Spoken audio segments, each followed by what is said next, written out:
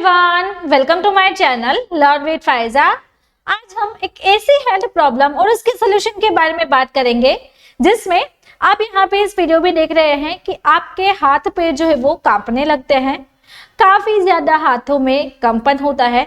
तो जब भी आप कोई चीजें पकड़ रहे हो या फिर पेन पकड़ रहे हो तो उस दौरान आपको इस तरीके से कंपन होने लगेगा और हर वक्त आपका हाथ कांप रहा है। जब भी आप कुछ सोच रहे हैं या फिर पानी का ग्लास पकड़ रहे हैं या फिर खाना खा रहे हैं तो उसके दरमियान हर वक्त आपका जो हाथ है वो कांपता रहता है। आप अपने पैर जो है वो सही तरीके से रख नहीं पाते हैं या फिर आपको ग्लास पकड़ने में परेशानी हो रही है जिससे कि आपको कंपन हो रही है और लिख नहीं पाते हैं। तो यहाँ पे आप देख सकते हैं इस वीडियो में कि ठीक से पेन पकड़ने में प्रॉब्लम हो रही है और उसके कारण आप लिख नहीं पाते हैं। Myself miss Faiza Jakhwala, I am pharmacist and assistant professor.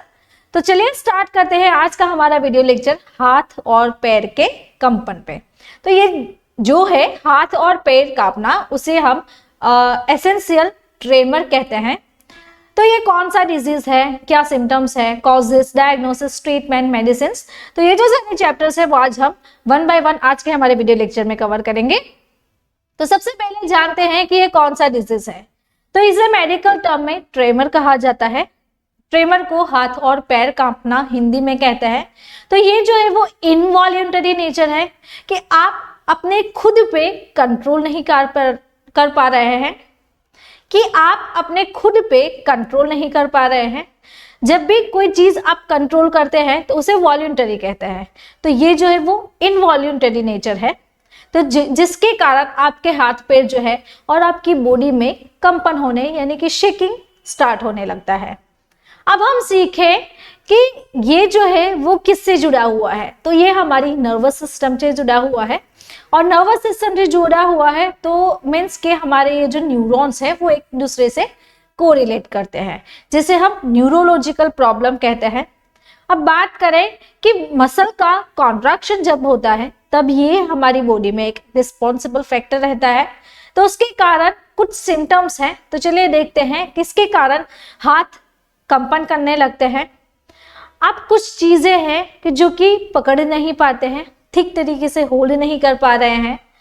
आपकी फिंगर्स जो है वो इस तरीके से शेकिंग होने लगती है। आप यहाँ पे देख सकते हैं इस तरीके से आपकी फिंगर्स शेकिंग होने लगती है और आपके पैर जो है वो कांपने लगते हैं।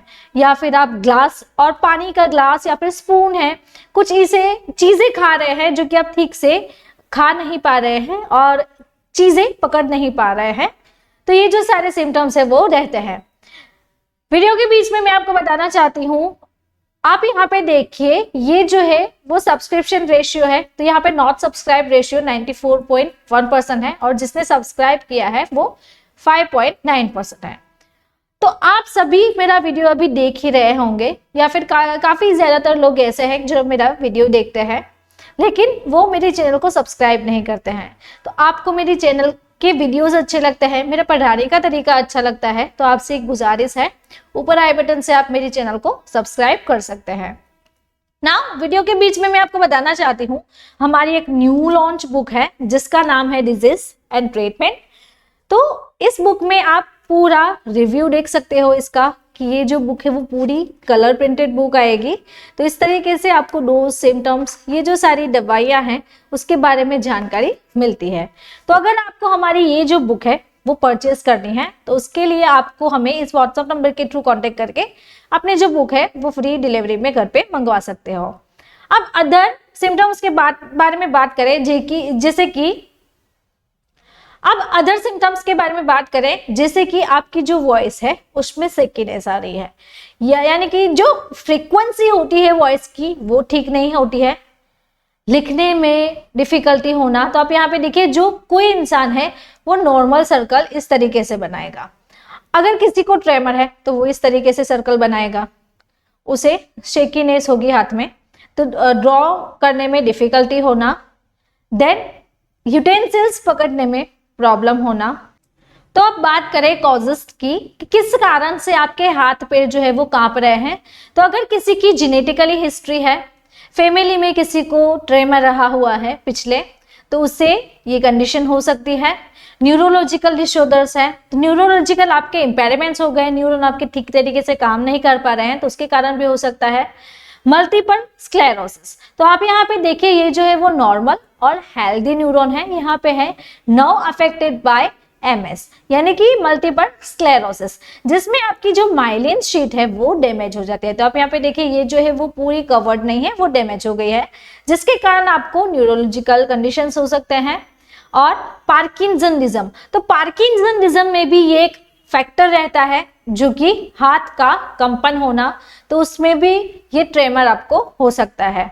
अब बात करें ब्रेन स्ट्रोक और ट्रॉमेटिक सर्जरी की, तो अगर किसी को ब्रेन में स्ट्रोक आया है, उसका जो ब्लड वेसल्स है वो डैमेज हो गया है और ब्लॉकेज आया है ब्रेन में, तो उसके कारण भी पेशेंट को हाथ पैर काम सकते हैं और ट्रेमर की प्रॉब्लम हो सकती है।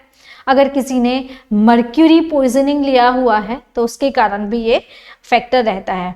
तो पेशेंट को अगर हाइपरथायरॉयडिज्म है, ओवर एक्टिव थायरॉइड ग्लैंड जो है वो हो गई है, और थायरॉइड के जो फैक्टर्स रहते हैं उसमें भी एक फैक्टर रहता है कि हाथ पैर काम सकते हैं। अगर किसी की लीवर और किडनी डैमेज हो गई है, या फिर एंजाइटी में पैनिक अटैक आ रहे हैं, तो उसमें भी एक ट्रेम्बलिंग फैक्टर रहता है, तो उसमें भी पेशेंट को कंपिंग होना स्टार्ट होता है। और अगर किसी की एज जो है वो ओल्डर एज है, यानी कि 60 और 65 से ज्यादा एज है, तो उसमें भी नॉर्मली पेशेंट को हाथ पैर कांपते हैं। देन उसके बाद हम मेडिसिन के बारे में बात करें, तो मेडिसिन भी एक फैक्टर रहता है, जैसे कि कोई पेशेंट अस्थमा की मेडिसिन ले रहा है, एम्फेटामाइंस ले रहा है, कैफीन है, कॉर्टिकोस्टेरॉइड है, साइकेट्रिक ड्रग्स है, तो ये जो मेडिसिन है उस मेडिसिन से भी ट्रेमर आपको अफेक्ट कर सकता है। अब बात करें विटामिन डी की, तो अगर किसी की बॉडी में विटामिन डी की डेफिशिएंसी है तो उसके कारण भी होगा। कैल्शियम आपके ब्रेन में ये एक कॉज कर सकता है कि कैल्शियम की कमी होना, जिसके कारण जो आयंस का ट्रांसपोर्टेशन हो रहा है वो नहीं होगा, तो ये भी एक फैक्टर रहता है। अब बात करें डायग्नोसिस की, तो इसके रीजंस कैसे फाइंड कर सकते हैं कि किस वजह से आपको ट्रेमर हो रहा है। तो सबसे पहले पेशेंट की मेडिकल हिस्ट्री चेक करते हैं, उसके बाद ब्रेन का सिटी स्कैन, MRI ये टेस्ट किया जाता है, तो उससे भी पता चलता है। पेशेंट का फिजिकल एग्जामिनेशन, यानी कि हमने जो पहले देखा था कि अगर नॉर्मल इंसान है तो वो इस तरीके से सर्कल ड्रॉ करता है, अगर किसी को ट्रेमर हुआ है तो वो इस तरीके से अपना जो सर्कल है वो ड्रॉ करेगा। तो ऐसे पेशेंट का फिजिकल एग्जामिनेशन चेक होता है। देन न्यूरोलॉजिकल कंडीशन, तो हैमर की हेल्प से न्यूरोलॉजिकल एग्जामिनेशन होता है। तो हैमर को वो आपके बॉडी पे प्रेस करते हैं और देखते हैं कि आपकी बॉडी पे इफेक्ट कैसी आ रही है। देन उसके बाद ब्लड एंड यूरिन टेस्ट, उससे भी आपको पेशेंट को पता चल सकता है। Then writing drawing test. Now video के बीच में मैं आपको अगेन बताना चाहूँ, तो अगर आपको मेरे साथ ऐसे ही स्टडी करना अच्छा लगता है या फिर आपको एक एक्सपर्ट कंसल्टेशन चाहिए, तो उसके लिए आप मुझे इस व्हाट्सएप नंबर के थ्रू कॉन्टेक्ट करके अपनी हेल्थ प्रॉब्लम का सॉल्यूशन ले सकते हैं। अब बात करें ट्रीटमेंट ऑप्शंस की, तो कौन कौन सी ऐसी ट्रीटमेंट है जो कि ट्रेमर में उपयोगी है। तो सबसे पहले फिजिकल थेरापी। फिजिकल थेरापी में PT टेस्ट, ST टेस्ट यानी कि स्पीच थेरापी, किस तरीके से पेशेंट बोल रहा है, और ऑक्यूपेशनल टेस्ट। तो ये जो सारे टेस्ट है वो पेशेंट के होते हैं। उसके बाद जो है वो deep brain stimulation, DBS surgery options, तो ये भी होता है। तो यहाँ पे आप देखिए पल्स जनरेटर से ब्रेन्स के पल्स चेक करते हैं और उसके थ्रू पेशेंट की सर्जरी की जाती है। देन उसके बाद है मेडिसिन ऑप्शन की, कौन कौन से मेडिसिन ट्रेमर में यूज की जाती है। तो चलिए सीखते हैं। यहाँ पे है प्रोप्रानोलॉल टैबलेट, तो इसका जो डोज है वो 40 से 80 mg पेशेंट को दिन में 2 बार या फिर 4 बार प्रिस्क्राइब किया जाता है। प्राइमेडॉन टैबलेट, तो इसका डोज पेशेंट को 100 से 200 mg दिन में 2 बार प्रिस्क्राइब किया जाता है। नाउ वीडियो के बीच में मैं आपको अगेन बताना चाहूँ, तो आपको हमारे साथ ऐसे ही स्टडी करना अच्छा लगता है, और हमारी ये जो बुक है उसमें टोटल 125 डिजीजेस दिए गए हैं। तो अगर आपको ये बुक चाहिए तो उसके लिए आपको मुझे इस व्हाट्सएप नंबर के थ्रू कॉन्टेक्ट करके अपनी जो बुक है वो फ्री होम डिलीवरी में घर पे मंगवा सकते हैं। अब अदर मेडिकेशंस के बारे में बात करें, जैसे कि अल्प्राजोलम, तो अल्प्राजोलम भी एक ब्रेन और न्यूरॉन को स्टेबल रखने में हेल्प करता है। तो इसका जो डोज है 0.25 से 1 mg दिन में 3 बार। देन क्लोनाजेपाम, ये भी अच्छी मेडिसिन है, पेशेंट को अनकॉन्शियस की कंडीशन में से बाहर निकाल सकता है, जिससे कि इसका डोज है 0.5 से लेके 5 mg दिन में 3 बार। देन उसके बाद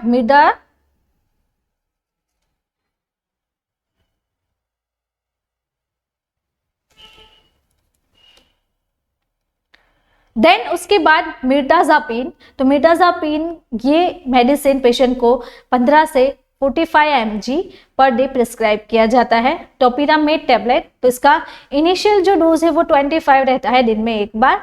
गाबापेंटिन का यहाँ पे 100 mg है, तो 100 से 300 mg मैक्सिमम पेशेंट को दिन में एक बार प्रिस्क्राइब किया जाता है।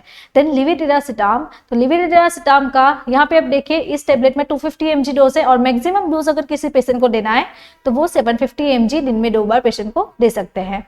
अब बात करें विटामिन सी की अगर और डी की पेशेंट की बॉडी में कमी है तो विटामिन डी के कोलेकैल्सिफेरॉल्स जो ग्रैन्यूल्स है वो पेशेंट को प्रिस्क्राइब किए जाते हैं और उसकी कैप्सूल्स भी आती है, तो ये भी पेशेंट को प्रिस्क्राइब किया जाता है वीक में एक बार। अगर नर्व सप्लीमेंट्स के बारे में बात करें तो अगर किसी की नर्व डैमेज हो गई है तो उसके लिए मिकोनोफोर्ट जो कैप्सूल है वो प्रिस्क्राइब की जाती है। देन न्यूरोबियन फोर्ट, तो न्यूरोबियन फोर्ट ये जो है वो 1 टेबलेट पर डे, और मेकोनोव की आगे हमने जो देखी और न्यूरोबियन फोर्ट, तो ये जो है वो पेशेंट को कम से कम 3 महीने तक प्रिस्क्राइब करते हैं। देन उसके बाद जेल्सिमियम सेम्पेरिविनियम, तो ये जो है वो पेशेंट को प्रिस्क्राइब किया जाता है, तो SBL की अच्छी आती है। तो ये किस तरीके से लेना है, 3 से 5 ड्रॉप दिन में 2 से 3 बार हाफ कप ऑफ वाटर में पेशेंट को दिए जाते हैं। तो यहाँ पे अगारिकस मस्केरियस, तो ये भी SBL की आती है, तो ये भी सेम तरीके से पेशेंट को प्रिस्क्राइब करनी है। देन उसके बाद प्लम्बम मेटालिकम, ये भी पेशेंट को सेम तरीके से देना है। देन REPL 148 ड्रॉप्स, तो ये जो ड्रॉप्स है वो ट्रेमर में स्पेशली खास करके लिए उपयोगी होती है। तो इसे किस तरीके से लेना है, तो 10 ड्रॉप आपको हाफ कप ऑफ वाटर में दिन में 3 बार पेशेंट को 6 से लेके 1 वर्ष तक 6 से लेके पेशेंट को 1 ईयर तक ये जो ड्रॉप्स है वो प्रिस्क्राइब किए जाते हैं। तो अगर आपको मेरा ये वीडियो अच्छा लगा तो आपको ये वीडियो भी अच्छा लगेगा। ऐसे ही डिजीज एंड मेडिसिन के बारे में आपको जानकारी चाहिए तो आप मेरे चैनल को सब्सक्राइब कर सकते हैं और कमेंट बॉक्स में कमेंट ड्रॉप करके भी मुझे बता सकते हैं आपको कौन सी मेडिसिन के बारे में जानकारी चाहिए। Thank you for watching my video.